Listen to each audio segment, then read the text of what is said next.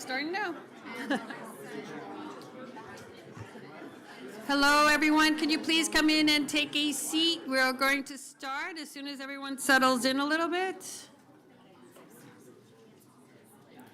Okay.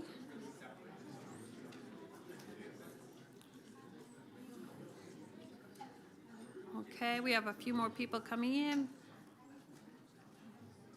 It's very interesting how everyone sits in the back. You can move forward. We don't bite. Okay.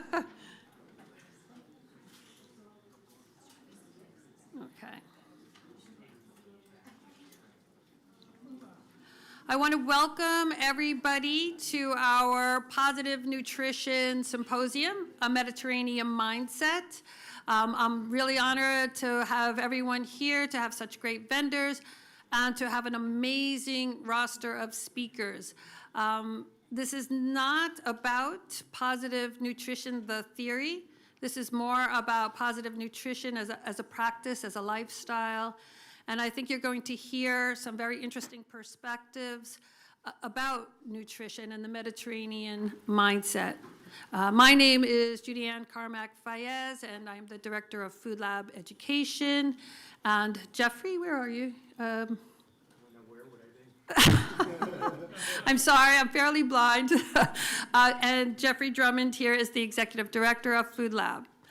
So today we're going to talk about the Mediterranean mindset. And I just want to say that I just came back from France 2 weeks ago, and I've lived abroad in England and France.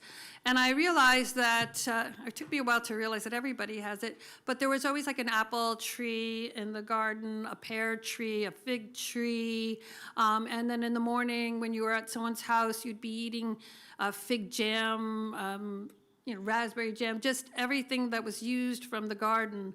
And I think that local food for the Mediterranean set is really just knowing where, we say knowing where your food is, but really just being actively involved in growing food.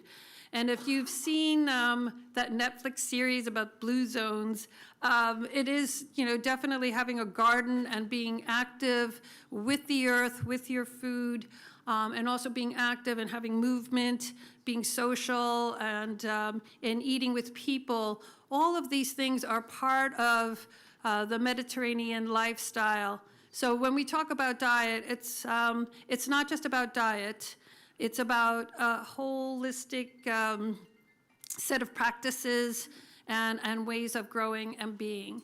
So I think that today we're going to be hearing different perspectives from our wonderful roster of speakers. And I'll be quick because we want to stay on schedule. But Paulette Satter is someone who's going to speak about something that's very dear to my heart. I love food production, and to me, food is only as nutrient dense and healthy as the environment in which it's grown and how it's grown and how it's harvested. So I think Paulette will address that facet of nutrition. Paula Montagna, amazing, from our own university here, Stony Brook, will talk about more functional practices and really about cooking and the importance. I will let you talk about what is important, but she is right here in our own Stony Brook Hospital and gives amazing courses and targets certain populations with cooking. Correct. And then we are going to hear about the Mediterranean diet in practice. And we have Rafi Taharian from Yale University, who has worked for many years with Daniela to create a transformative economy in his dining room at Yale University. So he will be telling us all about that, and we are very honored to have you here. So thank you.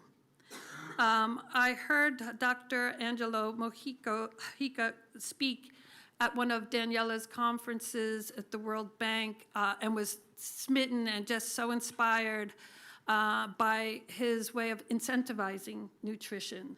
So we're going to hear about his work at Johns Hopkins Hospital. Krista, who I've had the pleasure of getting to know very well over the past couple of hours or days, is a registered dietitian and works for Story Point Group. I guess that is 75 elderly homes that you are? 105. So we'll be talking about nutrition for, again, a targeted group using Mediterranean diet practices. Deanne Brandsetter, we are so lucky too, is we have Deanne here, and she is also a registered dietitian, and she works for the Compass Group, which is the umbrella or parent organization of a lot of very high-end restaurant groups like Restaurant Associates, Culinarts, and we are so honored here. I'm going to let you, speak more about that. So I just want to say, too, that this whole symposium would not be possible without the wonderful work and help of Daniela Puyelli. No G'd. So Daniela is a pioneer in this field and has done amazing work, and most of our speakers here are because Daniela has worked with them for many years. And she's taught me so much in the past 2 months, so I want to thank you really from the bottom of my heart, so thank you. So we're going to proceed. We hope that you continue to look at the foodlab.org and see what our programming is. Our mission is to create a space where you can learn about food and agriculture and all of its aspects. And we're going to begin. So without further ado, we have Assemblyman Fred Thiel, who's going to give us the opening remarks.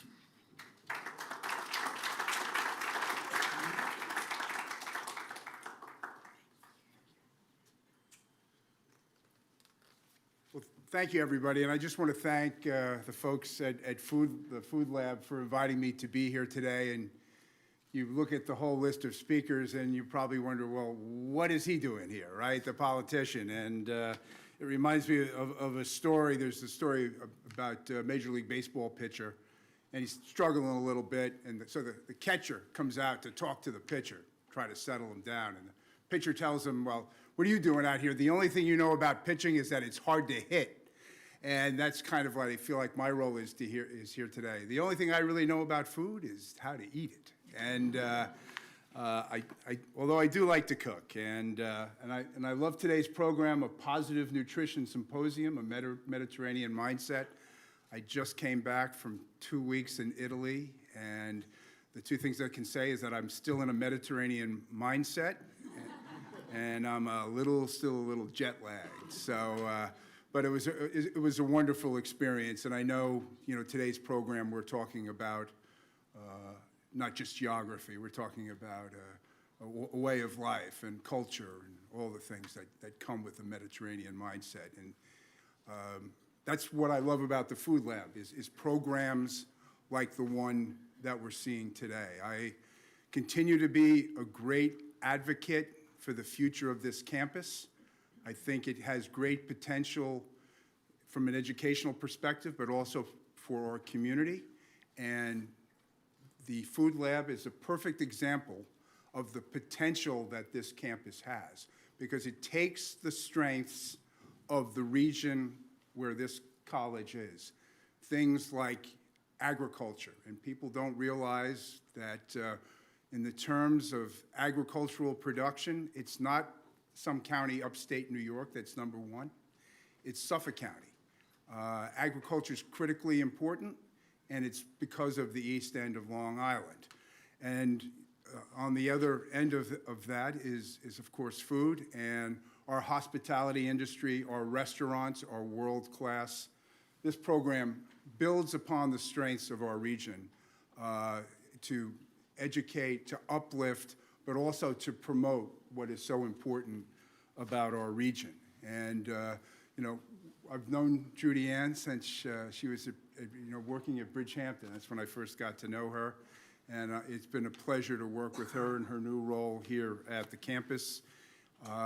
Recognizing how important this is to the region. Last year, I sponsored legislation that created the Local Food Farms and Jobs Act. realizing that New York needs to have coherent policies with regard to food. We need to emphasize our strengths, farm to table, taking advantage of local food and having coherent food policies. And that bill was passed last year, and part of it was the creation of a state council on food policy. There's 25 members of that council. It's just getting up and off the ground. The assembly gets an appointment, and the name I put forth was Judy Ann. And I hope that we will be hearing some good news about that next week. So, tremendous program today. The hardest thing for me is to be able to get past those tables that are outside. But all of you are going to really hear from a really great program that has been put together by the FoodLab today. Again, an example of what this campus can be and what can happen here at Southampton. I welcome you here, and I hope you have a great experience, and I know you're going to have a great dinner at the end of the evening also. So thank you for having me, and thank you for being here, and have a great program today. Thank you.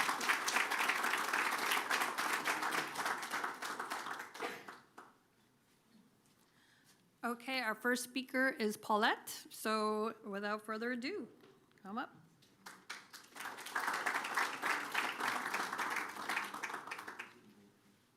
Thank you, Judy Ann, and thanks for inviting me to join this panel of illustrious and accomplished people. And it was so exciting to see all of the food out with the vendors. What a fantastic array. My husband and I started Satter Farms on the North Fork 28 years ago. Now, it's not the Mediterranean, and I know that my husband would have preferred to be farming in the Mediterranean, but here we are, and we're still at it. We started our farm. At the time, my husband was a chef in New York City, and we met, married, and bought the farm all within the same year. And he asked me what my dream was, and I said, well, I'd like to have some land and, grow some vegetables. And he said, well, I can use vegetables. That sounds like a great idea. So we did start our garden, our large garden, 28 years ago, and we kind of grew since then. We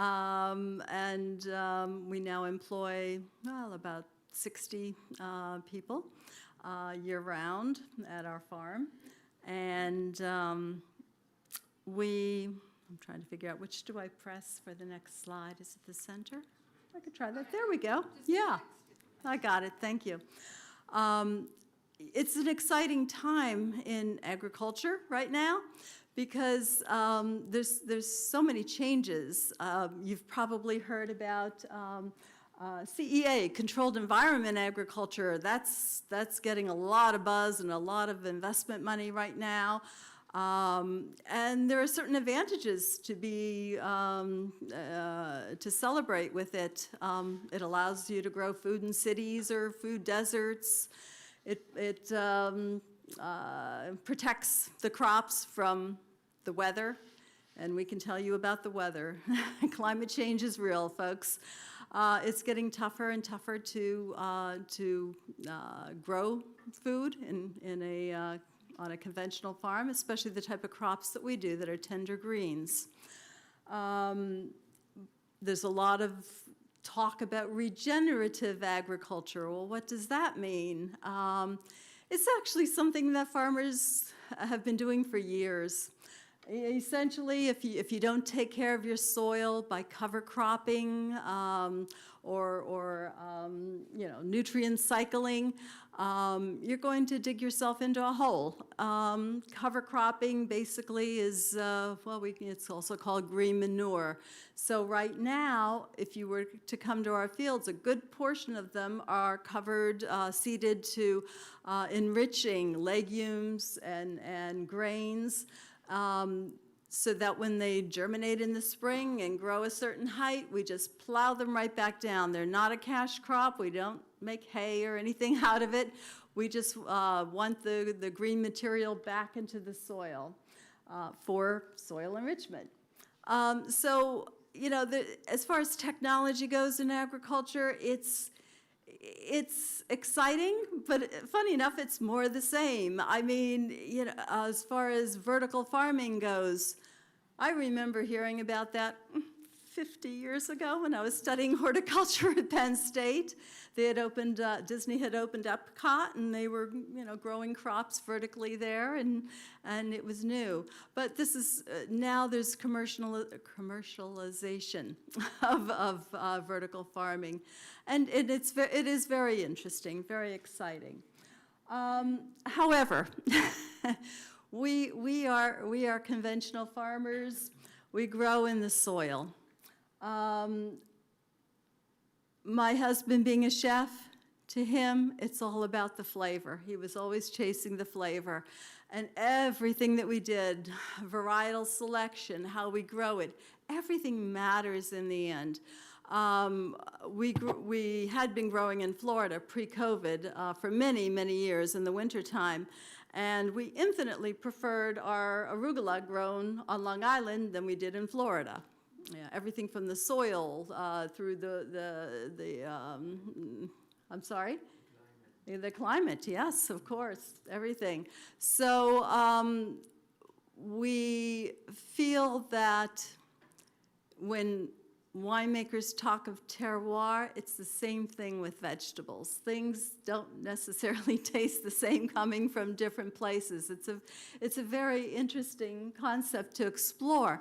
But also, if you start to look at what happens once you transport food, and I'm not quite sure what percentage of the food is coming from the West, but it's the majority, whether it's the vegetables, greens, fruits, etc. But this is a slide indicating how much vitamins are lost. There's an example, spinach, for instance. 24 hours after harvest loses 50 to 90% of its vitamin C. Okay, so it's, yeah. It's not, so as far as nutrition goes, local is key, because the closer you are to your consumers, the more nutritious the food is going to be, and the flavor. I have to tell you, my husband makes dinner almost every night. I'm very fortunate, yes. But, he's to the point where, he'll say, oh, we should have cauliflower tonight. And we will sit down and just eat cauliflower. That's this is the way we eat. But I'll say, oh, I can bring some from, we have a cold facility where we pack and ship out of in Calverton, and I'll say, oh, I can bring a couple heads home. He's like, no, I'll go cut it. It's like, 1 day old to him is already too old. Now, I understand that most of you are not going to start growing all of your own produce and foraging for, mushrooms or what have you. But an awareness of the value that we have here on Long Island. No, we don't have the lemons and olive oil of the Mediterranean, but my God, we have all these incredible fruits and vegetables and fish, and this is one of the reasons why we do enjoy living here. So yeah, we want to try to decrease the mileage on the food we eat. We felt like this was the reason we started our operation 28 years ago, and the reason that we're still here today. And another note about seasonality, the best way to get local, if you're not growing it yourself, is obviously the farm stands or grocery stores or restaurants who support local. And there are quite a few of them on Long Island as well. On the North Fork, there certainly are. And they understand seasonal. You're not going to find Brussels sprouts on the menu at these restaurants in the summer, So getting a sense for the change in the seasons. And, Yes, you might miss them in the summer, but they're going to come back and they're going to taste even better after frost has hit them. We purposefully will not harvest our Brussels sprouts just because it's October. No, the frost has to hit them first. If the frost hasn't hit them, they're almost rubbery. So think about it. If you're getting it from Mexico or California, you know, they haven't had frost either, you know. It's just not that palatable. Not to mention the nutrient loss. So, yes, buy seasonal, buy local. And this was a shelf I had taken a photo of at a Whole Foods store. There are indeed, you know, chains and groups who do support local foods, and, you know, we just encourage, you know, you to basically, you know, participate, you know, buy from them, support them so that they continue to value the relationship with the local growers. That's it. Thank you.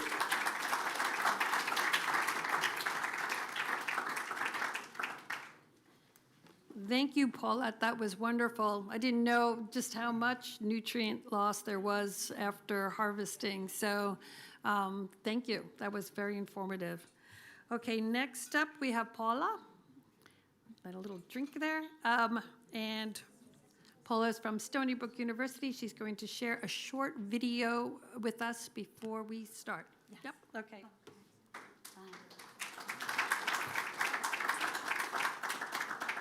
Thank you. Thank you all for coming. This is very exciting. I was telling Jeffrey that I've been in the audience, and I always said, oh, I would love to be up there. So this is such a pleasure for me to be up on this stage meeting with you.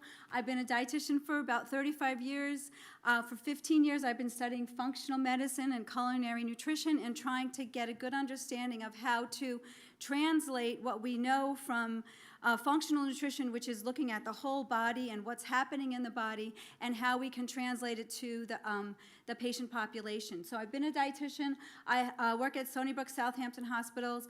One of my big programs is my Food is Medicine, Eat Real to Heal program for our medical residents. I also educate and work with our Parkinson's support group, and I do a community nutrition class once a month to try and work with the community. I'm trying to get them to understand that they have so much power. They might not have power in what medications or what diagnosis they have, but they have so much power in what they put in their mouth and what they eat. I also work with breast cancer survivors. So what we're going to do is I'm going to show you a little bit of a slide on my program, and then I'll talk a little bit more about functional medicine and culinary nutrition. Okay.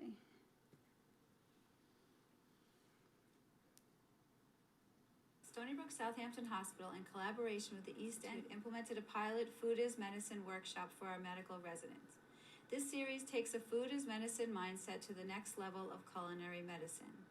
Culinary medicine, a new evidence-based field that combines the study of practical cooking skills with the science of medicine, provides the tools for behavioral and lifestyle changes that can impact our overall health. Our self-care model is designed to educate the medical professional, who in turn is better able to counsel patients to improve healthcare outcomes. Our Food is Medicine program encourages a diverse and predominantly plant-based diet that incorporates food from humanely raised animals. We stress eating in whole foods and minimally processed foods. Knowledge of food sourcing and seasonality is vital as we bring in local farmers and fishermen to share their knowledge. We understand that individuals have unique nutritional needs and preferences, and all our recipes can be modified for different diets. The series is facilitated by Paula Matania, Director of Clinical Nutrition at Stony Brook Southampton Hospital. She provides an in-depth discussion of the medical and nutrition research addressing chronic disease in an afternoon lecture. Each workshop is centered around a treatment theme such as cardiometabolic health, glucose management, microbiome support, or neuroprotection. The evening culinary workshops are hosted and coordinated by Heather Meehan of the East End Food Institute. Heather sourced our local produce for our workshops and brings in a farmer or fisherman as guest speakers to highlight the sustainability and sourcing of the bounty of local foods from our. We finish each session with a communal meal, circling back to the concept of food as medicine and the components of the meal that are health supportive. Our goal is to have the medical resident improve their nutrition knowledge to promote health and well-being and understand how they can put these concepts into practice for themselves and their patients to benefit personal health, lifestyle, and healthcare goals. Okay. So that's one of my main programs. The reason why I like it so much is because we get to use all seasonal and local items. Heather's no longer with us. We have another woman, Kate Fulham and Miranda, that do all my programming with them. The reason why I like it so much is because we look at what's available. So I originally had a spinach and jalapeno pancake for my Mediterranean breakfast meal for the patients, but for the medical residents, we couldn't get it. We tried it out with kale, and it actually had a better body and a better taste. So we try and use things that are local and seasonal just to kind of get them used to tasting. Some of the doctors have never tasted kale, so how could you talk about the wonders of kale if you've never tried things? And some of them don't eat fruits on a regular basis, so it's just exciting to work with these young physicians to really pull things together. One of the things I strongly feel is we have this whole medical system, but we also have this functional medicine arena, and an understanding of functional medicine to me is so important, because when we go to conventional, you might go to a doctor that just specializes in diabetes, but you might have inflammation in your body, and if they're not addressing any kind of inflammation, you're not getting the full picture of helping you lose weight, helping you get better glucose control. So when we look at that functional medicine model, we're really looking at so many things more than just the food. We're looking at what's going on with the food when we take it in our body. So when we look at gastrointestinal health, one of the big paramount things that we're learning so much about is the microbiome and what's happening with the gut and the brain connection. So we're looking at foods to support that. We're looking at reinforcing and protecting our GI tract and our immune system, because 70% of our immune system is in our gut. And if our gut is not healthy and healing well, we're not going to feel well, mind, body, but also our body is not going to function properly. We also really need to focus on anti-inflammation, because anti-inflammation is the root of most diseases, and when chronic disease. And when we look at inflammation, we need our suit of armor, which is our healthy fruits and vegetables, because all those nutrients from the fruits and vegetables really empower our bodies to heal and our bodies to function well. So when you have a plant, it has antioxidants, phytochemicals, and polyphenols in it, and flavonoids. The plant can't get away from predators, so they secrete these chemicals. These chemicals secrete and protect their bodies, but they also help protect our bodies. So it helps protect our cells. It helps protect us from oxidative stress, aging, cancer. If you don't have a healthy diet and your body is not working to get rid of toxins and things of what we eat, then we're not really healthy, and we're not really going to move in a healthy manner. When we look at this quote from Michael Pollan, I love this quote because it's really true. You can put a label on anything, and it could be called food, and people will eat it and buy it and want to eat it. This is actually some of my relatives. I like to say I'm Mediterranean. I'm Greek, 100% Greek, and I married an Italian, so I really have that Mediterranean type of focus. If you look really closely, you'll see the my nose on the my great-grandfather here. So. Don't eat anything your great-great-grandmother wouldn't recognize as food. And that's the problem. Our food supply that our children are eating is encompassing all these chemicals, additives, and preservatives. When we look at the Mediterranean lifestyle, we're looking at no processed foods. And that's what's so exciting about the Mediterranean lifestyle. Okay, so when we look at the Mediterranean lifestyle, we're going to get a big treat. If you're staying for dinner tonight, we really are going to get a whole bunch of Mediterranean superfoods. One of the superfoods is called horta, which is wild greens. There's so much research out there now about the wild greens and how they're not even wild greens, any greens. I do love the arugula from Satur Farms, and I get that regularly in my local Wild by Nature. When we look at greens, they have such a powerful folic acid, B vitamins. They're great for heart health. They're great for brain health. It's even just talking about how we can get the greens in our lifestyle. My Uncle George came to visit from Greece, and he was picking the dandelions at Heckscher Park in Huntington, and I was just like, ooh, the ducks just went there. And he's like, no, we've got to eat the greens. And he didn't speak English, so he was telling them lemon, olive oil, garlic. So greens are a part of everyday diet in this Mediterranean lifestyle, so putting a handful of greens in your salads or in your soups, or getting collard greens, and understanding that when we look at other other places and other ethnicities, they all have greens in their diet, they all collard greens, they all have escarole beans. There's all recipes for all the things in the diet, so we really just need to promote that. The other interesting thing about the Greek foods or the Mediterranean foods is that everyone has a fermented food, and some of our favorite Greek foods, wine, cheese, feta cheese, yogurt, these are fermented foods that supply that lactobacillus, which is good for our microbiome and helping regenerate the good bacteria in our system. When we look at legumes and whole grains, and we look at lentils and chickpeas and buckwheat, and these things, they also create soluble fibers, they create resistant starch. That resistant starch feeds the lower part of our GI tract, which is our bifidobacterium. So when we support the microbiome, it gets that health, it gets our feeling better, it gets our GI tract moving better, and also supports our brain. Fish is another thing that supports our brain, but it's also a great source of nutrition, selenium, vitamin, zinc, iodine, and some fishes even contain omega oils, which are anti-inflammatory. So when we look at the foods, we kind of really see how the Mediterranean diet is so powerful. When we have the alums, the onions, the leeks, the garlic, they provide these antioxidants, anti-inflammation, antimicrobial. They don't just keep the vampires away, but garlic is really, really antimicrobial in our diet. And when we look at the herbs and spices from the Mediterranean diet, or the herbs and spices that you use, these are very anti-inflammatory. They're very aromatic. They make things taste better. They make you want to eat them, but they also have some great properties.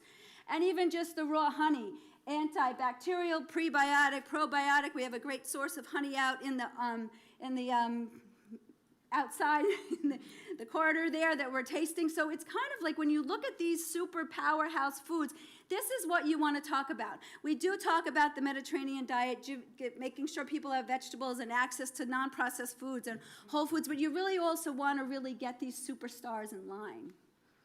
Okay, so when we go to the kitchen with the medical residents, it's great because they're here for 4 years. We come in, we get them, so we talk every year about the same topic. So we're looking at the functional medicine, we're looking at foods and availability of foods and what they want to promote, but we're talking about the regular cardiometabolic diet, glucose management, insulin, immunity and autoimmunity, gastrointestinal and microbiome support, neuroprotection and brain health, and women's health. So we're using all these concepts on all this great, delicious food to create these great classes. And it's very social, but it's also very educational. Oh, next slide. Why isn't it going? Okay. These are the foods we're sourcing. Like I said before, we're sourcing the freshest stuff. We have great chicken, we have great eggs, we have great seasonal vegetables based on what thing we're doing, and we look really at trying to just get them to taste. Like I said, we've had people that have never tasted kale before, but if you massage kale, it's not as bristly in your mouth, and you might like to eat it more. And we're just looking at trying to say, okay, I'm going to do a black bean brownie, but I want to make sure we're using a honey or a date sweetener instead of the inflammatory white processed sugar. So our recipes really focus on these beneficial components to quell inflammation and chronic illness. Okay. Okay. The other thing we look at is just trying to get some skills. So we usually have a skill workshop in the beginning of the class. We want them to feel like chefs. We want them to go home and cook. They get to take the apron home. I have pictures from when they moved to another state and they're still wearing their apron on Thanksgiving, which really made me proud. So it's really nice when they take my recipes, they come back, they tell me they like the recipes. So we have this great community here of healthcare professionals. So we talk about healthy ingredients. We talk about substitutions instead of inflammatory items or processed items. We might change the milk up. We might change the almond flour instead of regular flour, coconut oil instead of a vegetable oil. And we experiment with taste profiles. We experiment with spices. We really try and get to all the things that they would be thinking of, and hopefully this will be translated to their patients. The next thing we talk about is hunger cues, mindful eating, and practicing really focus on breathing techniques, because if you breathe properly, you can have good effect on your vagus nerve for your mind-body connection. We also do that with the Parkinson's patients. So we try and get them to be a good understanding of food, but how food interacts in our body and the whole process of eating. And when we look at the Mediterranean diet, like Judy had mentioned, that whole blue zones theory of community and relaxing and having a social aspect of it and a purpose is really, really evident when we work with these medical residents. Okay. Okay, so this is our Eat Real to Heal goals, is really to get these physicians to understand that nutrition is in prevention and management of chronic disease through the process of food selection and preparation, to improve their nutrition knowledge and food sources for self-care. So we do start with a Mediterranean breakfast. We talk about how much sleep you're getting, even though we might not be able to change that for a medical resident, but we talk about what can they make and bring with them that's easy to eat. We look at, basically, the whole concept really is getting them, they're the lab coat. They're the white lab coat. They're the ones the patients listen to. They're the ones the doctors. You listen to your doctor. So if their doctor is someone that is promoting local and seasonal foods, is promoting health, is promoting kale or chicken soup that's good for the soul, if the doctor is promoting that, I feel like that's the message that I'm trying to make. I'm trying to get the doctor to be the one to say, hey, you know, we had this great class. We talked about this. Why don't you try this? This is what we talked about. This is what we learned about, to try and just get them focused. So it's really been a very exciting program for me. I've been doing it 2018, and I would say this is one of the best parts of my job. So thank you. Thank you. Thank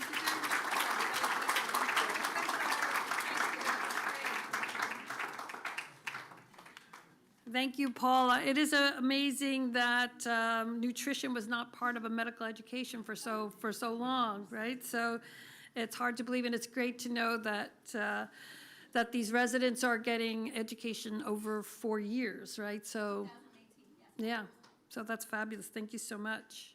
Our next speaker is iconic food industry leader Rafi Taharian, AVP from Yale University, who has transformed eating and dining and no, he serves 15,000 meals a day, and he is incredible, a very big prize winner, and I will let you do the rest. Thank you very much. Thank you, Julia. Good evening, and thank you, Stony Brook, FoodLab, Julianne, and Daniela for inviting me to this event. I really enjoy coming to these sort of events. It gives us an opportunity to share our practices at Yale. I'm not here to set up and show you a, what is it called, dog and pony show. Oh, we're the good, we're the best, we're not. But I'm here to basically tell you the story that it is possible to actually run a large food service dining operation and do the right thing, and tell you the story about Mediterranean Diet and Yale University, okay?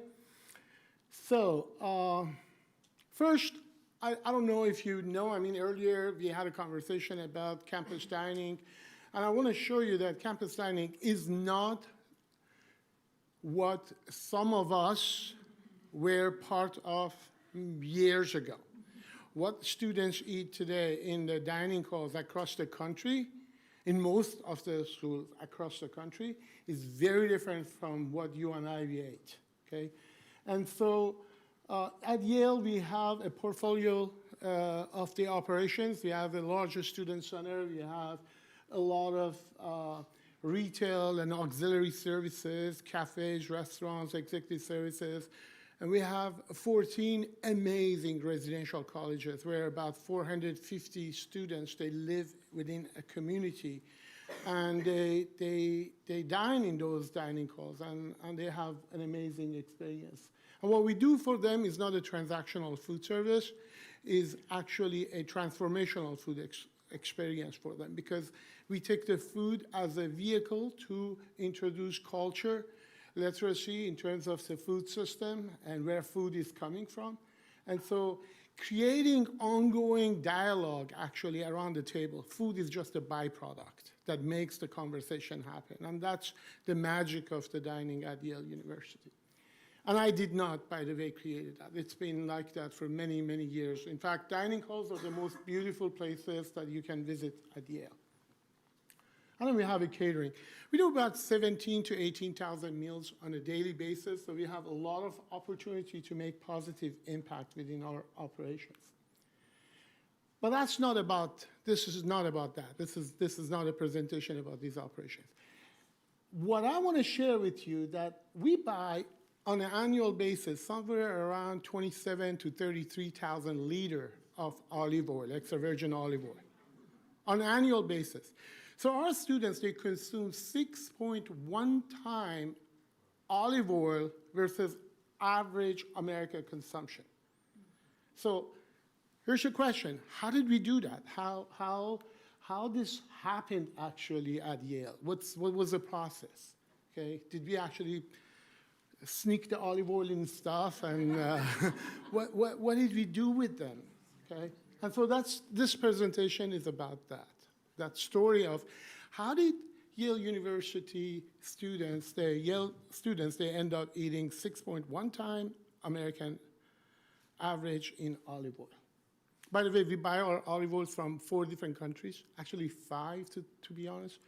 We buy them from Tunisia and Morocco, we buy them from Spain, we buy from Italy, and we buy them from Greece.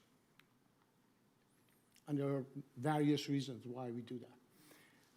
So the fact that Mediterranean foodscape is absolutely amazing and phenomenal is not something I'm going to share with you. If you don't know that by now, then you have been living in a bubble. Because Mediterranean food, it's known for a lot of different things. And it's not just good for you, it's not just because it's good for planet, but Mediterranean food, generally speaking, is extremely delicious. And I happen to believe that it has some cultural connectivity with us here in the United States. You know, I think not because of the heritage and where people they came from and where we come from to the United States, but I think there is, you know, cultural connectivity that is inherent to Mediterranean food. So it's not because it's good for you and is healthy for you. More importantly for us is delicious food. So I hope my colleagues and my friends in the world of the nutrition, science, they don't take this in the wrong way, okay? Because often when we talk about healthy aspects of the food, we talk about nutrition and diet. But in reality, what we do is we put food and culture on the top, okay? We say, generally speaking, people, they don't go to a restaurant, they don't eat at home, and they say, well, how much riboflavin I can have tonight? Well, my polyphenols is not enough, I need to eat some more of that. Generally speaking, they crave some kind of food, and that food then gets translated to nutrition, okay? And what ingredients they use, how they cook it, is gonna have direct impact to the outcome, ultimately, the healthiness of it. And so for us, food and culture is a vehicle where we actually communicate nutrition and diet. So back in 2009, we invited some of the gurus of the Mediterranean cuisine. Joyce Goldstein, also known as Bean Queen, she has written many books with respect to Mediterranean diet, Italian food, and the whole entire Mediterranean foodscape. And she worked with us for 3 consecutive years, you know, when we used Joyce in so many ways to learn and do things in our organization. And our menu architecture overall is based on some of the learning that we had from Joyce. We had many chefs. Michael Stilakis from Greece was, you know, we invited him, Diane Kochias, you know, the list goes on and on. I'll show you in the subsequent slides. But we started this process because it was very, very important for us to expand our Mediterranean foodscape. But it was in 2015 that we were invited to New York City, and we came across Daniela Puglielli's Mediterranean Diet Roundtable, that we realized that we're not the only one fascinated by Mediterranean food, that this particular space is a community of manufacturers, operators, thought leaders, scientists, and all they feel very passionate about expanding this Mediterranean food culture. And so we start a very close collaboration with Daniela, and through that, we actually hosted a huge Mediterranean Diet Roundtable conference at Yale University. Today, Mediterranean food is in every aspect of our menu, in catering, in retail operations, and in residential operations. We are the #1 dining organization in university in terms of consumption of the beans and legumes. Okay, we buy a lot of beans. So here's some of the people we invited through this process over the years, and we didn't actually even stop during the COVID. You know that at Yale, we actually had the largest honey tasting and olive oil tasting online on Zoom during the COVID. We basically made 650 packages of olive oil containers and sent it to students, faculty, and we had on Zoom tasting. And it was so funny, at one point when the polyphenols, they went up, everybody on Zoom, they were coughing. And they didn't even know why they were coughing. So we use these opportunities to actually, again, introduce food culture in our community. But, you know, it is not just about the culture. Policy is very important. You know, the fact that, I forgot his name, the assemblyman came in and talked about the politics of it, how you actually, the policy drives some of the, facilitates actually expansion of the food. So at Yale, we had actually 4 ambassadors from the Mediterranean country talking about the difficulty of getting ingredients to the United States and how certain things they have to be overcome and how they're working on it. We work with a lot of different organizations that they have similar vision approach like our organization, because we don't live in a bubble. And as a community, we can do things much faster, much better, and much more efficient. And here you see some of them.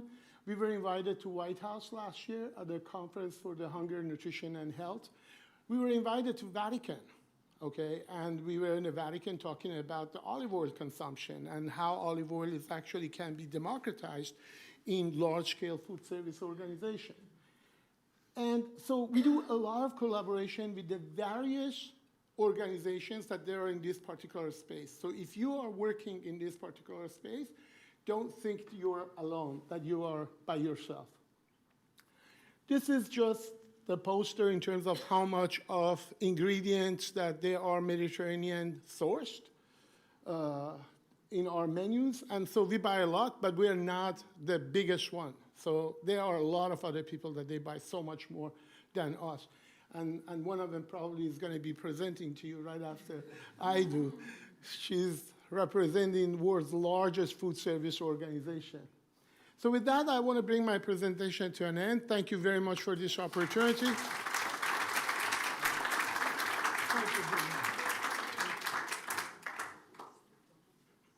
And by the way, the last slide was that's Handsome Dan, our bulldog, and it's a Yale mascot. And unfortunately, you cannot grow olive trees in New Haven. But if you did, Handsome Dan would be walking around them. Well, thank you so much. That was so informative, and I love the discussion of food culture and nutrition and food, and also the mention of policy. I think it's really super important to note that we really have to be attuned to what's going on the national and regional level. So thank you so much. Our next speaker is Dr. Angelo Mojica. I said earlier I had the pleasure of hearing him speak once before. He's inspirational and dynamic. He's the director of Johns Hopkins Hospital Dining Services. He has a Doctor of Public Health degree in health leadership. And I think that you'll be really, really incentivized by his speech. So please come up.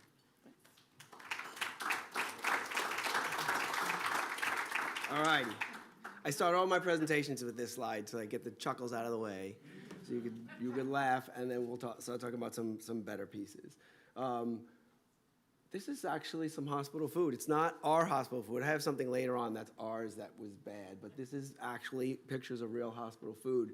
And this is some pictures of other hospital food. And so I'm going to talk a little bit about kind of our main goals. One is to incorporate Mediterranean diet concepts, right, Daniela?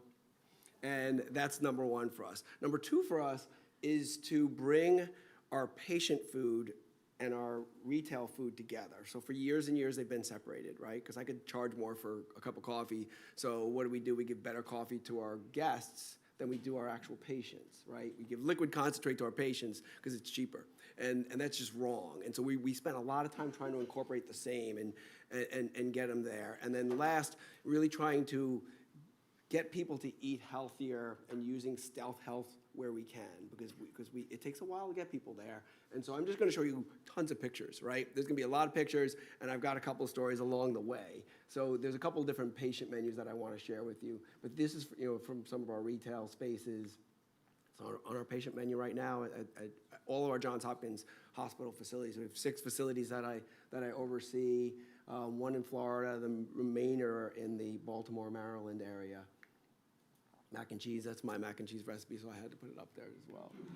Sorry about that. So this is a patient menu from when I was at UNC, and this patient menu is 20 pages long. We have 93 entrees on it, and it's all the foods we served in our retail spaces. And so you'll see things like sushi on the menu. Why would you put sushi on the menu? Because people like sushi, right?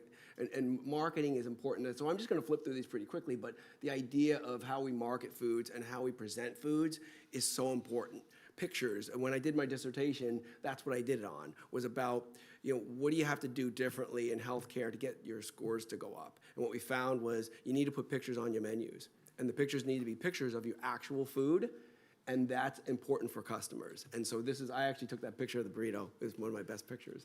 But it's really important because if you put pictures of your actual food, then people eat with their eyes, right? When we served these breakfast sandwiches, we would get customers who would call, patients who would call and say, I don't know what that picture is, but that's what I want. Right? So the Berlin was the most popular sandwich because that was the picture. We actually, before we did this, we took, from the internet, we took pictures. We had a lasagna that had a layer of spinach in it. And what we found was we were just getting hammered because we didn't have spinach in our lasagna. So customers would say, it said spinach on the picture, right? And you're false advertising. So we really started working with people. We hired photographers to come in. We got marketing people to do a better job than I would normally do. We came up with brands that were really important to us. And the idea here is to get customers to think you're getting takeout, essentially, right? This was a restaurant delivery program. Smoothie program, Continental Traders is just kind of entree starch vegetable, but it sure sounds a lot better this way, right? Asian food, regular grill, you'll see fried chicken, sorry about that, but that still does exist. And just really kind of marketing. This Sushi 54 is really interesting to talk about how we market in healthcare differently than everyone else. So when we were developing this concept, I had these all laid out on my desk, and one of my managers came in and said, "Where's Sushi 54?" And it doesn't exist. It's just made up. But for us, it's branding, right? Like, it doesn't exist. And so we made up a restaurant that didn't exist, but our customers felt like we were going the extra mile to do something for them. And for those patients who want sushi, it's really important to them. And we found it was actually mothers, because you can't have sushi when you're pregnant. As soon as you have that baby, you want some sushi. And so for those 5 people, if everybody ordered sushi, we'd be out of business because it's very expensive, right? But for those 5 people who couldn't have sushi and now can have sushi, it's really important to them. So in a way, we realized that marketing really drove some of this. So for the 5 portions, everybody saw that picture when they looked at the menu. I would go in Joe Bob's room and say, hey, what'd you think of the sushi? And he'd be like, I don't eat that fancy stuff, but I was just telling my wife, right? I get credit for something I don't even have to sell. It's incredible. Let's see, just go through some of these quickly. We even have a kids menu. It's all the same food from the regular menu, but it's just marketed differently, right? I don't feel so good foods, things like that. It's important to look at foods a little different way. Let's see. This is for Johns Hopkins. This is a new menu we just launched, similar concept, but really kind of breaking it down into our concepts, and we haven't gotten the marketing down as well, but it's really important to us. Let's just get through some of these because some of the things are simple. But this is important. At the end of the day, this is important. So we, at the Johns Hopkins Health System, converted all of our hospitals to kind of a self-operated model that we got to kind of play with our own stuff, right? That's what the organization wanted to do. And as a result, if you look at our patient satisfaction scores, the before and after, in every case, our quality went up significantly. Some facilities, we benchmark against other hospitals, and you want to be at the 99th percentile. And we were in the 9. We were in 10 for like 10, 20, 30 years. And then we launched these programs, and we get to the 80s and 90s. In fact, since then, the Johns Hopkins Hospital quality for food, we got to the 93rd percentile for adult and the 95th percentile for pediatrics this last December. So to be able to, better food drives better scores. In our retail space, we heard a little bit about this. We incentivize healthy food eating, but we do it in a stealth health way. So if you see these green leaves, we have our logo is essentially choose green, save green. So you don't have to have a calculator or an abacus when you're out there. You just come and pick things that are green, and then at the register we discount them. And because of that, we notice that people come back because they're kind of eating with their wallet, right? And so our salads, we take 20% off just because you're getting a salad.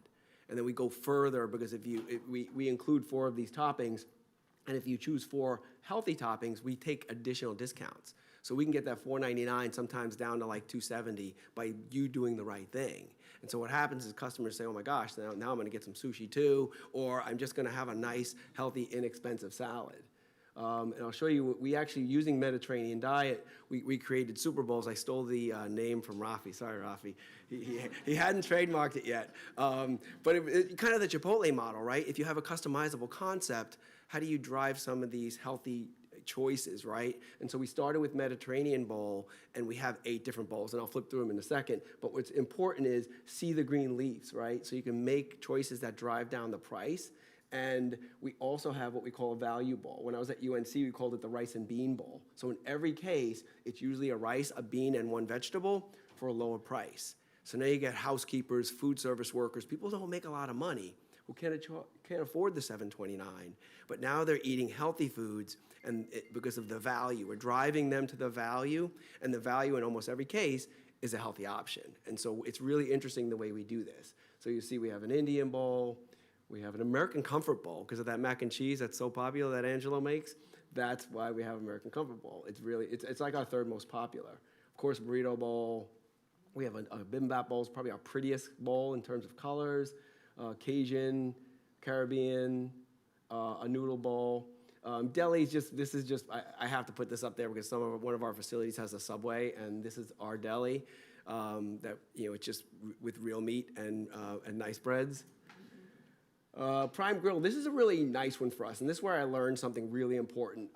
So we drove this as a build-to-order burger concept. But if you notice, 4 of the 5 items are healthy, and they're heavily discounted, 20% off of that salmon that winds up being less expensive than the burger.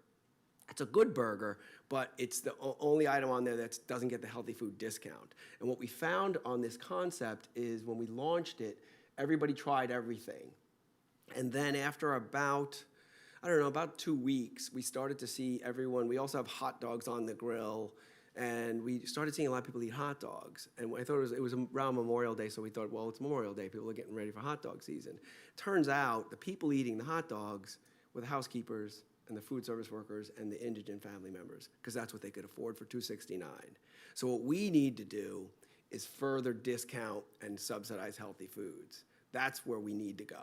We need to prove, and we're supposed to launch a research project where we're going to study low-paid employees and wildly discount, maybe even 100% healthy items, and then see if it is offset by benefit savings on the other side. And I know it's going to be. I'm an operator and not a researcher. I just need someone to do the research. I have the data, I have the people, and I have the food products, but I know anecdotally that this works. I know that people want to eat healthy, but it's just not financially viable for people. Lemongrass is our Pan-Asian concept. This is another one. This is a built program that is built all on nutritionals. It's 700 calories or less. It's low cholesterol, low sodium, low fat. It's a wonderful, healthy meal, and we just don't tell anybody it's healthy. We do not tell anyone it's healthy because they'll run if we tell them it's healthy. So it's a chef's table. There's a big leaf. We take 20% Off of that, you pay $6.50. And what our cashiers do is say, you just saved $1.50 by making healthy choices. And then we get the feedback loop. And it was the best thing when I was standing in line, it was like egg whites and chicken sausage. And the cashier said, you just saved $1.25. And someone behind me said, well, how do I do that? Oh, you just pick green things, right? But if I say it's healthy, nobody, if that was a Weight Watchers, nobody would eat it, right? And that's where we have to do. We have to start to push people. Like, chicken with mango salsa, you saw that. That was the first picture I showed. It's wonderful. When I ask people, why'd you get this meal? They'll say, it looks great. And then they'll say, I saved some money. And then they'll say it's healthy, right? Like, it's just good quality. We drive everything on quality. I don't talk about budgets. I let other people talk about budgets. If I make good food, I don't have to worry about budgets, right? It drives my sales up, which gets me more labor, which makes people happy, and then it affords me to do things for patients that I otherwise couldn't do. Taquiza just opened. That's one of our newest concepts, our taco concept. This I just have to show, and I'll end with just a couple of slides here. So this is actually pizza from one of our facilities. I won't say which one. It was a couple of years ago. But this is kind of what people do, right? This is what you see in hospitals. This is what you see in college campuses somewhere. This is now our Rocco's Pizza concept. We were the first hospital in the country to have the Marifoni oven. So Marifoni is out of Maryland. They're out of Italy, actually. But they build their ovens in Maryland. And we were the first hospital. We now have these ovens in 4 of our hospitals. And we build all of our pizzas out of this program. It's just a fabulous pie. And what was really interesting was when we started making our 12-inch pies, we priced it out. We got all ready to launch it. And my boss was really concerned because she said, oh my God, people aren't gonna, it's too much food. And what we did is we did the analysis, and it's less calories. Our margarita is less calories than one slice of pizza we were making before. Because thicker pizza carries more toppings, carries more cheese. And so we found that the margarita pizza was, I think, 700 calories for a whole pie. And we have a special that you can share it with a friend and do half of it. But it's, if we do it right, we also incentivize the margarita, because when we put fresh mozzarella on, as opposed to shredded mozzarella, it spreads better, more moisture. We put less cheese on it. We only put 2 ounces of cheese on our margarita, and on our other pizza we put 3. And so because of that, if you get whole wheat dough, and you get fresh mozzarella, and you get just our basic, San Marzano tomatoes, it's $5.49. We take 20% off of that. That pizza is $14 in any place you go. But we incentivize it, and people like it. So this is my last slide, but I think it's really important because it's coming soon. It's coming in April at the Johns Hopkins Hospital. It was a sit-down restaurant years ago, and it's being renovated. And so the idea was to put our pizza program in. And I remember thinking about, well, we have pizza at other hospitals, and this is a very expensive renovation, and people are really concerned about budgets. And somewhere along the last year and a half, I turned it into a trattoria. And the only reason, I am 100% sure the only reason we survived the budgets was because it's a trattoria and people know what a trattoria is. No, half the people can't say what a trattoria is, but we built a program that was our pizza program and fresh pasta build to order. So we'll be the first hospital in the country to make pasta for our patients, for 1,000 patients, and serve it in our retail venues.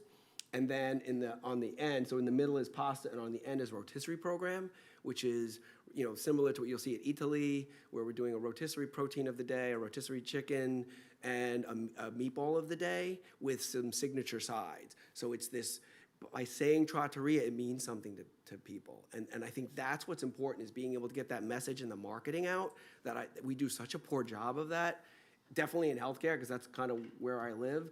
That, I can't believe how many people are like, oh yeah, the trattoria, when there was a point where we were running out of space and they were gonna just cut the rotisserie out. And I said, well, if you take the rotisserie, it's not a trattoria, it's a pizzeria. And do you want to be a pizzeria at the Johns Hopkins Hospital? And they're like, no, we want to be a trattoria. That's how we drive Mediterranean diet. Thanks so much for having me.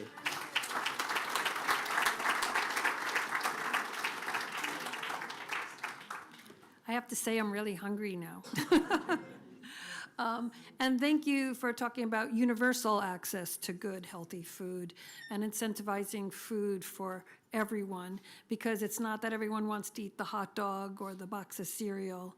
And the fact that you can incentivize that and make healthy food available for all is just key.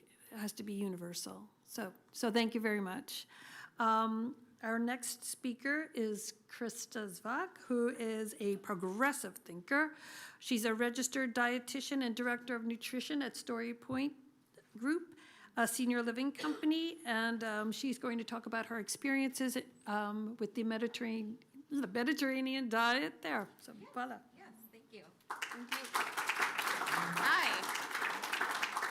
My name is Krista Zavach. I'm a registered dietitian. I don't want to tell you how long I have been because it's well over 25 years. But I am currently working for Story Point Group. We're a senior living company in the Midwest, and I am their director of nutrition. I've been there for about 3.5 years, and a lot of changes happened in those 3 years.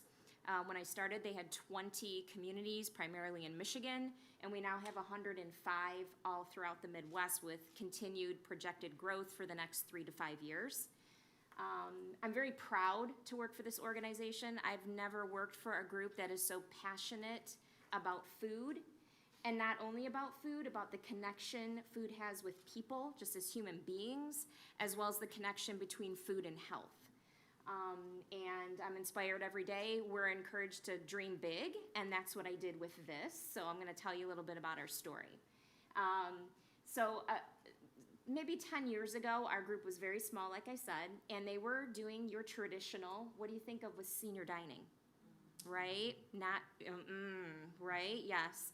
They were doing place and bake, frozen, canned.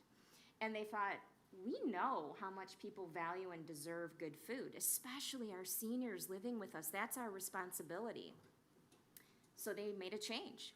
They hired executive chefs with restaurant backgrounds. They went to purchasing real whole foods, scratch cooking. Mostly they were independent living at that point in time, so dinner came with the lease, so they made this elaborate, giant dinner menu, 5-star restaurant style dining. And that, amazing, right? Amazing. Then flash forward to about 3.5 years ago when I started, COVID was going on.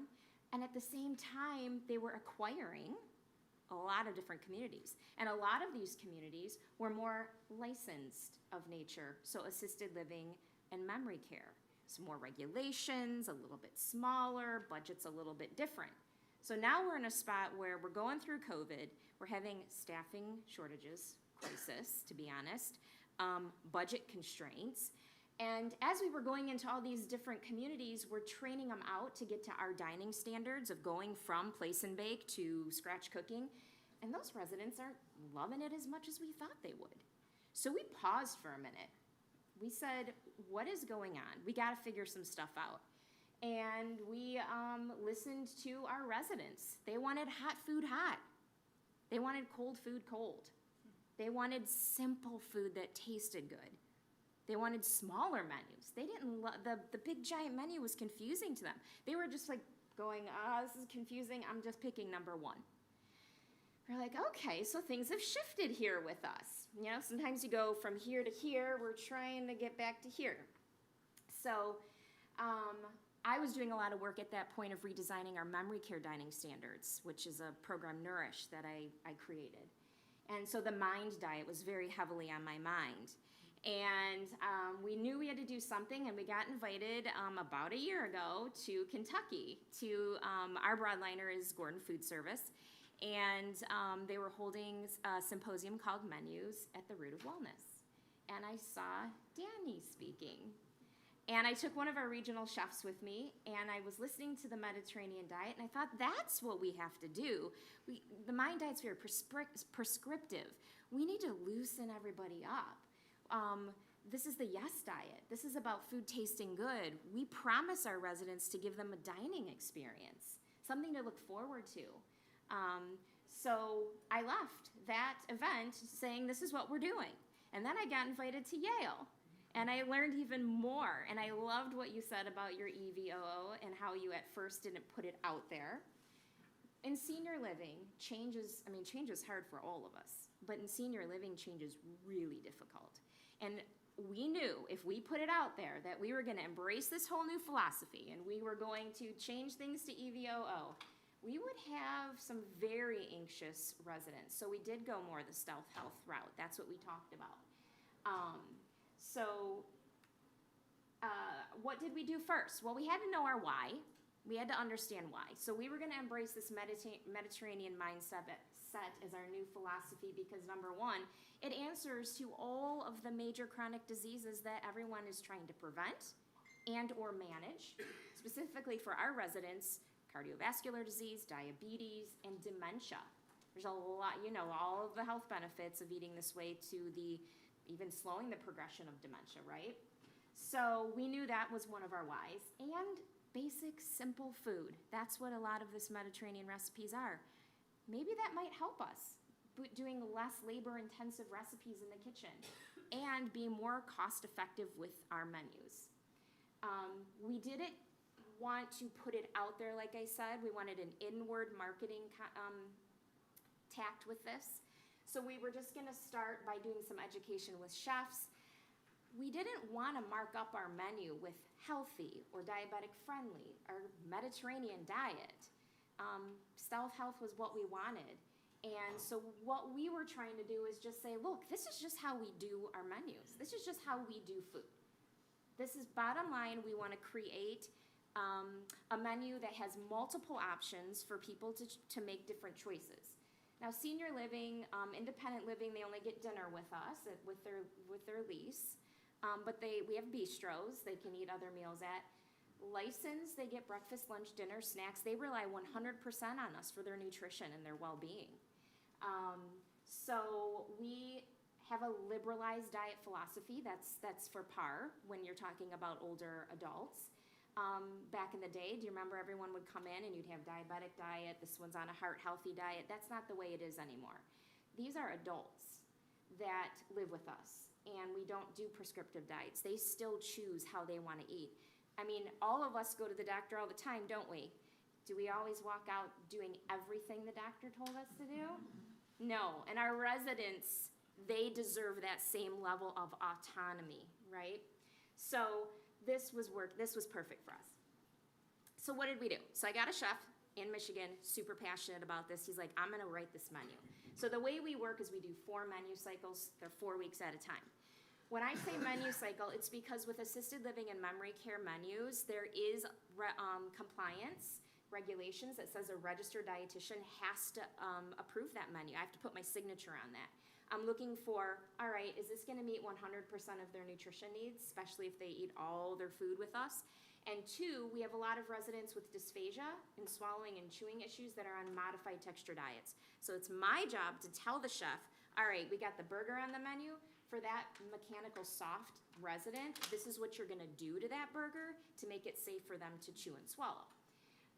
So we do write a whole menu, but what we call our menu cycle that I'm signing off on is just our breakfast special and entree 1 for lunch and dinner. The chef can do anything else they want on that menu. And with the rest of that menu, that's where they make it resident-driven. Because our menu in Des Moines, Iowa should be different than in Massachusetts, right? It should be even from North Michigan to Southern Michigan. It should be a reflection of what your residents want. But we had them write those locked out options. 50% of those options were plant forward. They were seafood focused, whole grains, and fresh fruits and vegetables. And we did all our recipes, I'd say 75% of them at the very least, with EVOO as the source of fat. So that's what we did. Sent it to all our chefs June 1, because this menu is going to go live July 1. Let them take a look at it. I got on all their regional calls. I explained the why. We tasked them with, during the month of June, get in front of your residents, do some taste testings, have some conversations. Don't stress them out, but let's start doing some tastings. And then we went live on July 1. So what happened? So I did have our marketing insights team do surveys with our chefs. And the very first thing that we asked them was, how'd your residents respond? What happened? And this is really good news to us. 53% of our chefs said the majority of their residents had positive feedback. that 6% of our chefs said the majority of the residents didn't like it at all. It's negative. 24% of our chefs said there was a neutral response of the majority. And 18% of our chefs said, it's about 50-50 was the majority. They were split down the middle. To me, that's good. That's really good. The funny thing is we had some very loud chefs that were negative. So our culinary ops team kept hearing that. And so once I got this, I was able to present this data to them. And I said, see, it was just a couple really loud chefs that were not very happy. I wanted to also see, and I asked a whole lot of other questions, but I'm not going to bore you with that. But I just wanted to see where they were at with the olive oil. About 46% said they're using it often, 24% always, 26% sometimes, 4% rarely. So I thought that was pretty good. We still have work to do on that. If I go back to that, we got some good anecdotal, just some comments from chefs. I heard a lot about it was authentic titles on the menu. The residents weren't digging at first, right? They didn't love it. So, okay, we got that. We hear that. The minute they changed the title for the next 4-week cycle, same recipe, loved it. You know? Also heard the residents actually loved the variety. I think in senior living, we're actually ageist a lot. We assume we know what they want. They're adults. I think they're also trusting us to provide them with opportunities to taste new food, to provide them with guidance about how to eat healthy. Doesn't mean they're always gonna do it, but that's why they're moving in with us. That's part of us caring for them. So we take that pretty seriously. They enjoyed all the vegetables too, and our chefs wanted a little more nutrition education and talking pieces from me with their residents. So what I'm gonna do next step, so our fall menu and beyond, we did still write it with the same parameters, but we made sure the titles and the names of the food were more familiar for right now. We know in 2, 5, 10 years from now, those residents moving in are gonna want more authentic terminology and we'll be ready for it. We actually created a couple folders in our menu software that have plant forward recipes. That was never there before. Mediterranean inspired recipes, so it's at our chef's fingertips. Because we assume all of our chefs know exactly what to do, but they don't. They need guidance. And we have bistros. So in our independent living, we have a bistro that allows our independent living residents to maybe eat breakfast, lunch. A lot of times family comes in. Our teams eat there. I think, just had this conversation, we can leverage this. We should use that as a place to try out some new recipes. Also, it's going to translate over to family members and our team. One of my goals here is that we gotta train out everybody in our communities to speak the same language about our culinary philosophy. So I'm hoping to leverage that. And getting with Life Enrichment, I'm gonna create some toolkits. So our chefs do a monthly, we call it a culinary showcase, where they get in front of residents, they cook, they interact. Our residents love to see our chefs in their whites with the big hat, right? It's the highlight of their month. But I wanna create a toolkit for our chefs. I wanna do 12 topics, all Mediterranean inspired, so the chef just has to go, yep, I'm gonna do this one this month. It's got the recipes, the nutrition education sprinkled in there, and then they're ready to go. I think at the end of this, I wanna say, first of all, thank you for inviting me. I mean, all of you, I'm so inspired. I was just sitting there getting just amped listening to all the good work going on. We last year served 6.7 million meals, almost 19,000 a day. And we didn't realize that until our vice president of culinary actually did the calculation. We were like, what? Think of all of us in this room. The collective impact that we have, the potential for that is phenomenal. I think just if all of us just made an effort to do a little more extra virgin olive oil, a little more plant forward, a little more conversation about the why, a little more coaching when we get that opportunity, we can really change lives. And Rafi, I remember you talking about how doing these things also impacts our food system. We can all contribute to changing the food system that we all know needs a little bit of change, right? It's hard. Changing is hard for everybody. And think, like, we have 105 communities throughout, all spread out, 105 chefs, 105 different sets of residents.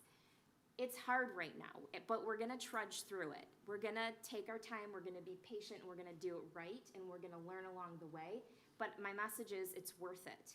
Every bit of stress that you feel about it, every time you have to pivot, is 100% worth it. So that's our story.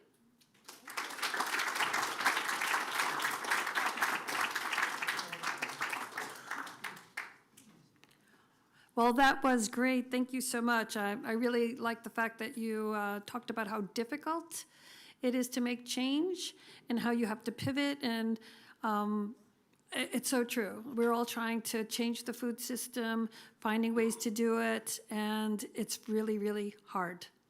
And just to go and just keep looking at it, and I love the fact that you put up some slides that, 53%, it wasn't 86%, that's not the reality of life. So we all have to persevere, we all have a role. I think it's great. So before you leave, I want everyone to buy a lot of extra virgin olive oil. And we have some great vendors outside selling it. Our next speaker is Deanne Brandstetter, who works for one of the largest food service companies in our country. We are very lucky to have you. Thank you so much for coming. I believe you serve 11 million, you have served 11 million meals a day. Okay, that's what I was wondering. It's like, no, it can't be 11 million meals a day, but the Compass Group is a phenomenally large group that has the most amazing food service companies under its grand umbrella, and I'm going to let Deanne speak about it. She's a registered dietitian and the Vice President of Nutrition and Wellness at Compass.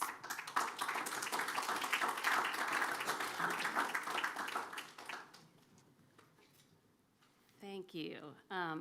Well, I am delighted to be here. You stole my introduction.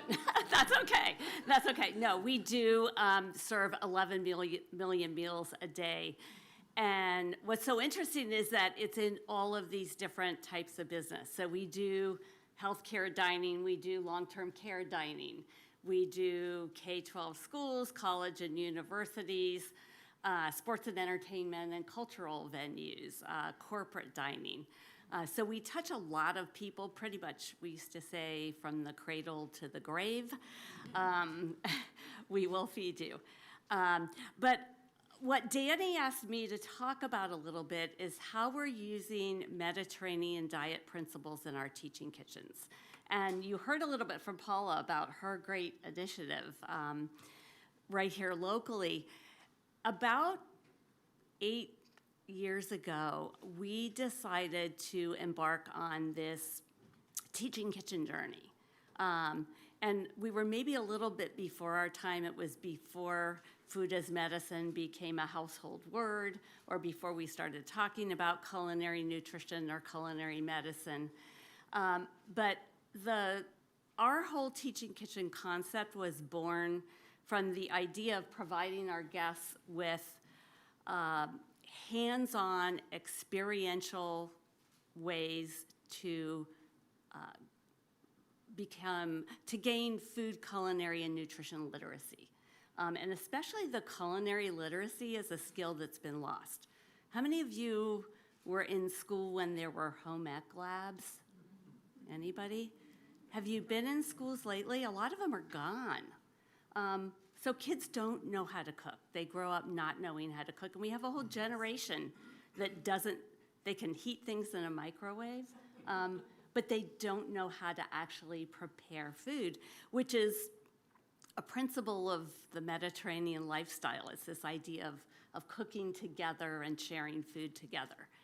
So we embarked on this journey of teaching kitchens with the idea that it would impact people's behavior and their lifestyle choices. We wanted them selfishly to choose healthier food when they were dining with us, but we also wanted that experience to transcend to what they were doing at home, what they were doing with their families, what they were doing with their extended community. But the hands-on piece is key. When you think about the Food Network, there are tons of celebrity chefs on the Food Network. They're all doing food demos. Has that really increased the culinary skill of folks in the US? You know, we've become recreational chefs or armchair chefs. We watch it, it's very cool, but we're borrowing with our teaching kitchen concept from the medical education tenet of see one, do one, teach one. We're translating that into see one, taste one, do one, teach one. So the idea that we can move entire generations with this. So when we look at the benefits, the other thing I think, and where the Mediterranean diet principles really fit with this, is that we're using teaching kitchens in all of our business. We have teaching kitchens, over 350 now across the US. They're in K-12 schools, they're in colleges and universities, they're in corporate dining. Some of our corporate clients have built multi-million-dollar, big, built-in, gorgeous AV activated spaces. We have them in hospitals. We have them in long-term care. We are giving residents knives and cutting boards. Sometimes they're the child-friendly knives because, especially in memory care, and they are having a blast cooking along with us and having that hands-on experience. But the other thing it allows us to do from a Mediterranean lifestyle standpoint is this idea of integrating culture. Really, you know, culture and cultural values and cultural appreciation from all over the world. So we might explore Greece and Italy, but we also might go to lesser known areas of the Mediterranean, to Morocco, to Tunisia, to Lebanon. And so we're using it as a way to introduce people and bring cultural appreciation across the board. Obviously, the culinary literacy skills, we're using it to support wellness and sustainability initiatives. Every one of our teaching kitchen classes have some sort of nutrition education or wellness highlight that's built into it, but that's not the main focus. We talk about how do you use ingredients, where you use the entire ingredient. We teach people how to use the carrot tops from local carrots to make carrot top pesto. And then they can freeze it so that they are not throwing that part away. And then finally, the community engagement piece. Very interesting things happen when people cook together, and I think it's part of the whole Mediterranean lifestyle.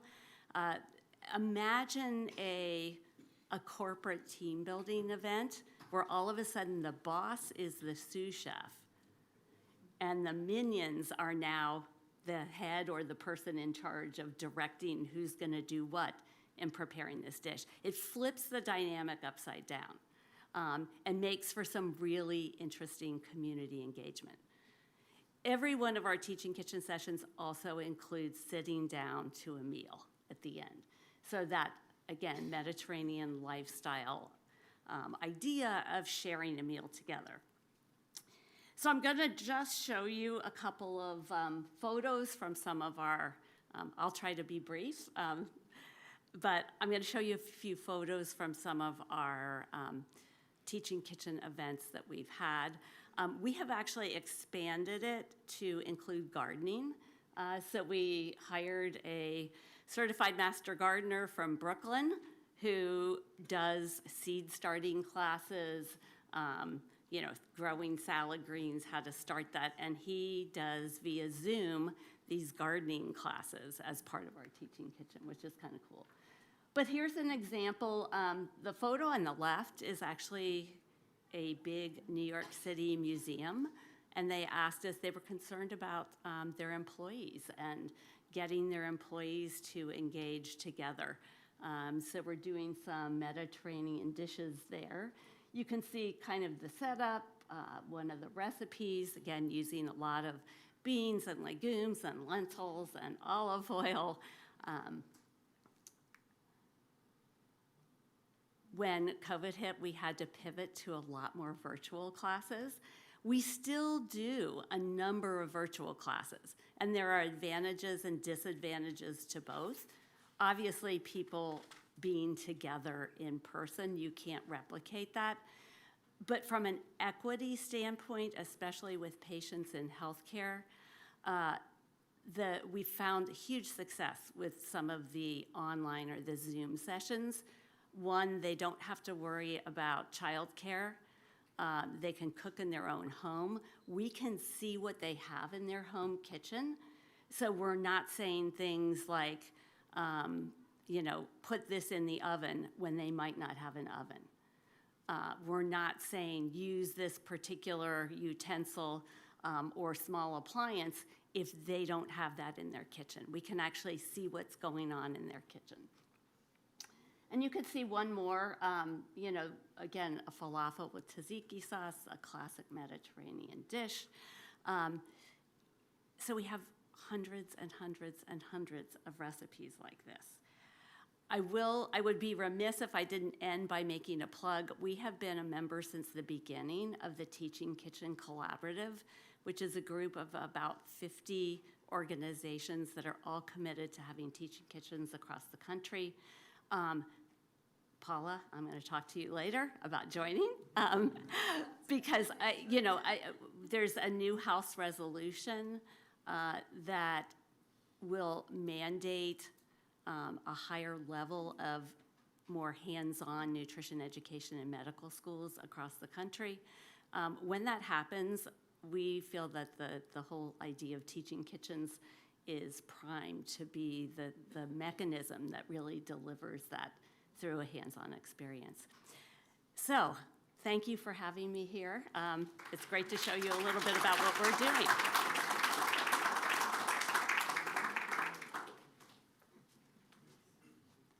Thank you so much, and I want a teaching kitchen here right on Southampton campus as well.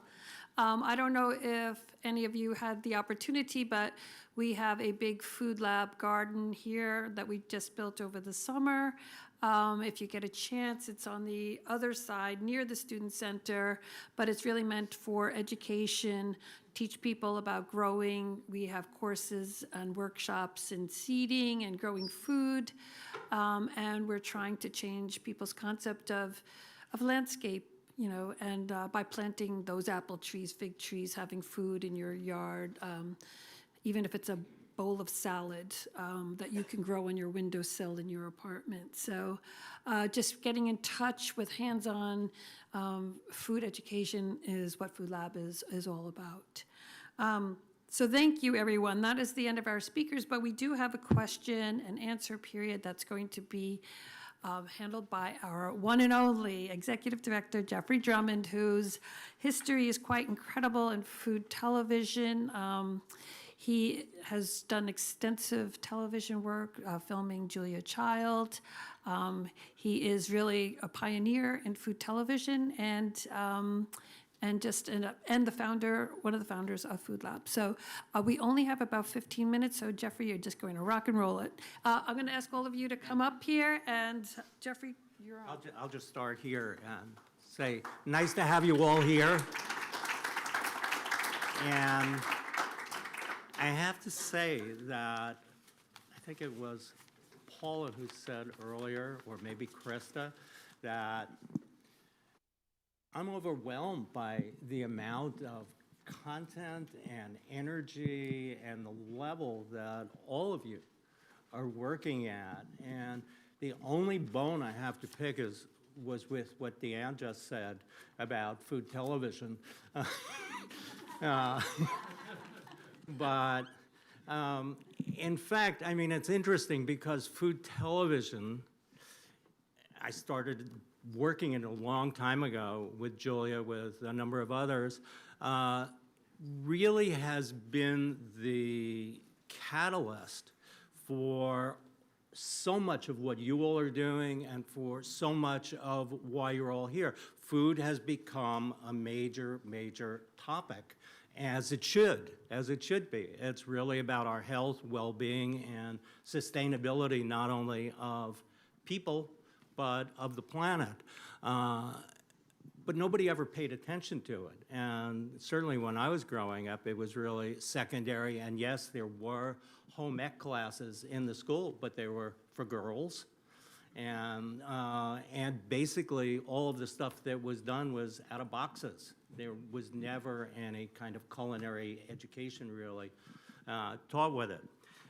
The other thing that I was fascinated with, I'm going to take my minute here, is that so much of what you talk about operates on two levels. We had a little conversation before the event started, and I was asking about institutional food and food service and healthy food, and kind of universally everybody said, we don't use those words. And interestingly, and I was saying, I came in with speaking about and coming from a place of joy of cooking and the pleasures of the table. It's really about eating. And having worked with Julia, who said, the only time you eat diet food is when you're waiting for the steak to come out. So it's a little different, but I think education, both on a level of educating people who do what you all do, as well as education of the public in eating is so important. And I think that's growing, and I think as more and more people are interested in food, and you see that certainly on the internet, you see that everywhere, it's going to change in the coming generations. I actually had something, speaking of Yale, that was pulled off a column about TikTok and Yale. You may have seen this, Rafi, but I'm just going to read it, and it comes from a column from a food restaurant criticism site review site called Infatuation. And the writer says, my typical college dining hall breakfast was a bowl of Fruit Loops mixed with Cinnamon Toast Crunch, which is probably why I'm so envious of the Hogwarts-level food situation at the Yale dining hall. There, according to a Yale student on TikTok, it's apparently common to have platters of rotating special pancakes like s'mores, pumpkin spice, cannoli, and ube, garlic parmesan, breakfast potatoes, and fruit platters that look like they should be served to you in bed at a luxury hotel. The real thing I can't look away from, though, is the massive bag full of eggs that they rip open, toss on the griddle, and turn into a kind of soft scramble that makes you want to say, yes, chef. Some commentators were ready to transfer to Yale just for the breakfast options alone. I would literally go to Yale just for those damn pancakes. And so that was the column. On that note, I think it speaks to what I heard so much, and that is a lot of what you all are doing is marketing. You have the nourishment, nutrition basis that you know and you put into the food, but you're really marketing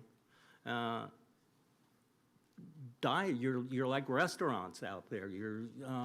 And doing chef work, or in the case of Paulette, who, by the way, was one of our first speakers at our first FoodLab conference, along with her husband, Eberhard, who's sitting there, who, by the way, is a master chef from some of the finest restaurants in New York. I know I'm embarrassing you, but he's an old friend. Used to be. Well, no, you still are. You're just smaller kitchen, a private chef. So anyway, I'd like to, if there are any questions, please raise your hand. And yes. Oh. It's a food for thought, more a question, is that, like Mediterranean diet uses ingredients that are not super expensive. So why is that food supposed to be more expensive than a burger or a hot dog or anything else? Because lentils and legumes and whole wheat and grains are not supposed to be expensive items. So when you were talking about the cost, that food becomes more expensive than the regular diet food, regular whatever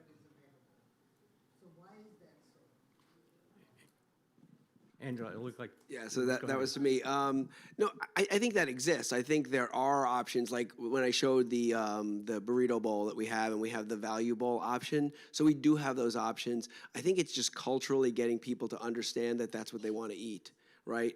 Because people are used to eating hot dogs, so they go to the grill. And so we have to teach them to do other things. I worked at one facility where we kept fried chicken, but we hid it from people, essentially. You had to go through the gauntlet of healthy items that were subsidized to get to the fried chicken. So if you really wanted fried chicken, you were feeling down, and that's just what you needed that day, you could still get fried chicken. But I think it's important to get people there, because I don't think they're there yet, right? It's a stepwise process, and to get to extra virgin olive oil for an environmental services worker is going to take a couple of steps. You're going to come from lard first, and then you're going to go to more, canola oil, and then eventually you'll get to olive oil. So I think we just have to get people there and teach them along the way.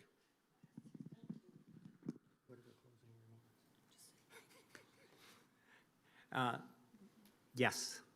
I wanted to ask Paulette, Sauter, if I heard you correctly, you were growing in Florida before COVID. Yes. So you're not growing in Florida anymore? No. My husband used to live apart from me for like 6 months of the year, and we would have to fly back and forth. Me to go down to do food safety or HR, and he would come up to repair equipment. But we couldn't move back and forth. There was a 2-week quarantine period, and we just thought, well, that's it. We're done with Florida. So how do you manage all of your produce on land on the North Fork? Well, we're farming totally on the North Fork ourselves, and then in the winter months, instead of us growing in Florida, we have friends in warmer climates, farmers that I've known for years and years, and we've contracted with them instead of my husband doing it. He got too old, too. Every year going down, it was like starting a new business. We'd have to move all the equipment, all of our people, we'd have to get the housing. Oh, the setup was tremendous, and we were doing that twice a year, up and down. Although I do remember that you said, well, when you were asked that, and I want to say this was 7 or 8 years ago, you said, well, John Deere does not lease tractors for 6 months. Yeah, everything up and down, all Yeah. the irrigation equipment, the pipes, oh gosh. How many trucks did we used to run down? Trailer 12, loads. 14 tractor trailer loads of Trailer loads of equipment, yeah. I have a nutrition question for Paulette or anybody, your old nutritionists. You were talking earlier about the vertical gardens and vertical growing, and I forget, I wrote it down, but I can't. Just basically controlled environment. And how does that work taste-wise? Because you have no terroir, as it were, other than kind of chemicals. Okay. One of the first crops that sort of became commercially available in the New York area that was grown hydroponically was mosh. And my husband is from Germany, European, and he never served mosh that was hydroponic. He's never served mosh in the U.S. because he could never get field-grown mosh. until we grew it ourselves. Until we grew it ourselves, that's right. And so when we visited farms in Europe, we started to learn that, okay, they grew mosh or butter lettuce or whatever in tunnels for the winter time so that people could have their greens. But everybody was waiting for the field-grown product because that tasted and the texture was so much better. So quite frankly, the field-grown product was more expensive than the covered product. It wasn't considered the same quality. And it's funny because all the big bucks are going into, the vertical growers and whatnot, and all very excited about it, but And it's still the same way in Europe. The products that are field grown are more expensive than the products that are grown in tunnels or in this growing environment. There is not this financial backing that we have in this country, where now every place in the country has to have some vertical greenhouses that so they can say we grow our food here. You know, I grew up in Europe, and I say this, I have been saying this forever. Kale, the people in this country eat kale year-round now. It was a completely a concept that I never could understand. Kale was the last crop in the field that survived in the winter, and we ate it in the winter times when nothing else grew anymore. After the Brussels sprout and the cabbage was gone, and we still had potatoes in storage, we ate potatoes and kale. We realized back then that it was very nutritious because we ate it and people stayed healthy with it. But in this country, it became a staple, and it's eaten in January as it's eaten in March and in June and in July. And let me tell you, it doesn't taste the same than when, let's say, the Brussels sprouts need to have a frost on it. It's a whole different animal when you eat it from when it's coming out of the ground in the wintertime. It's a day and night. It's rare But- when you can get an intimate relationship with your vegetables. Yeah, It really yeah, but most of us can't. Most of us are getting it, especially in the winter, out of a plastic box like your products in Whole Foods and so on. My philosophy has always been, and this is pre-Mediterranean craze in this country, eat what's seasonal. Eat what grows when it's available, and not Right, having strawberries and but Eberhard, blackberries. that's why you were a fine dining chef in kind of small restaurants, and these people are serving thousands, 10,000s, 100,000s of meals. And I'm just curious as to, let's say, at Yale, because we talked about it earlier, and I love the idea of culture and engagement in a way around the food over, you're not marketing the nutrition, you're putting it in yourselves. But how do you deal with that? Obviously, you're playing to people's tastes and palates, and you're marketing. And at the same time, like a restaurant, you are, you're dealing with budgets, I'm sure. And I'm just wondering, for all of you, the big challenge, because I know I'm going to get yanked in a second, the big challenge is probably, I would guess, economics more than anything that you deal with in terms of your business. Does anybody want to talk to that for a minute? Well, first, if you take the word kale and change the K with Y, what do you get? And let's go there. That's why we serve a lot of kale.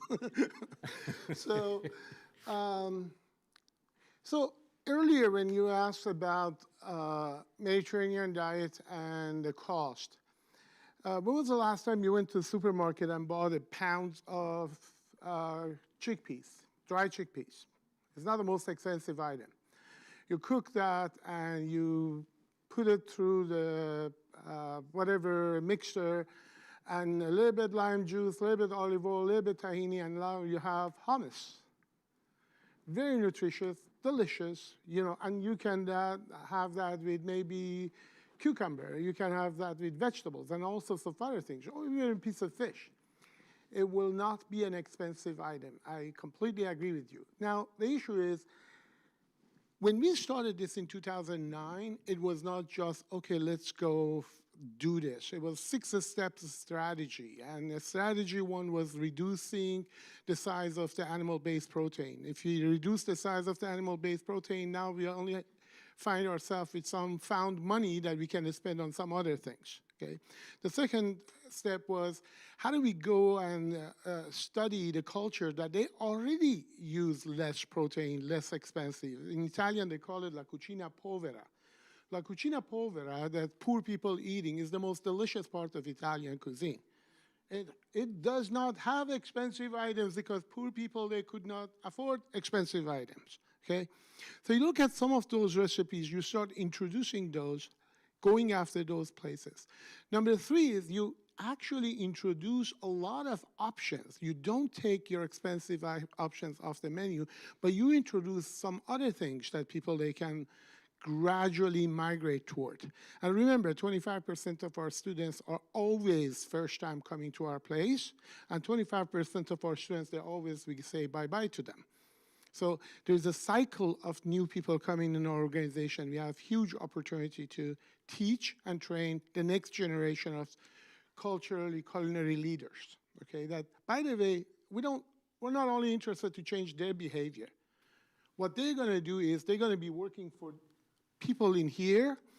They're going to be leading some of the mega-sized organizations, and they're going to influence so many other people indirectly because of their behavior. Third and fourth is actually about the marketing. You know, traditionally, when you said healthy something, you gave kiss of death to that item. Okay? You don't need to say healthy. You need to say delicious. Once you say delicious, then it can be healthy. You don't need to say it. And you heard it from everybody here on this panel. And then measuring. You know, there's constantly, you have to measure your initiatives and learn from it, review it, and pivot and change as you go forward. So good food does not need to be expensive, and it has never been very expensive. But it could be expensive if you want to go to some very expensive restaurants. Yeah, okay, and we'll end on that note. We won't get into talking about labor costs. But thank you all. This is really, really fun. And thank you, Judy Ann and Daniela put together an amazing, amazing conference. So